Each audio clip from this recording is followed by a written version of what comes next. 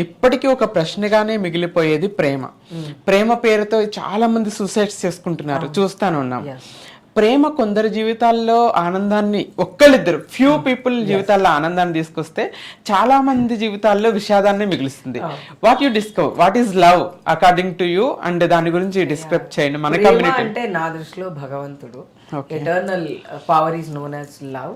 నేను అదే అనుకుంటాను. అండ్ ఇంకో దాంట్లో ముఖ్యంగా మనం ప్రేమ గురించి మాట్లాడుకుంటే, అమ్మ మనని ఎంత నిస్వార్థంగా ప్రేమిస్తుందో, నాన్న మనని ఎంత నిస్వార్థంగా ప్రేమిస్తాడో, అంతే నిస్వార్థంగా మనం కూడా ఇంకొకరిని ప్రేమిస్తాం. అది తల్లిదండ్రులు కావచ్చు, బాయ్ ఫ్రెండే కావచ్చు, లేకపోతే భర్తే కావచ్చు.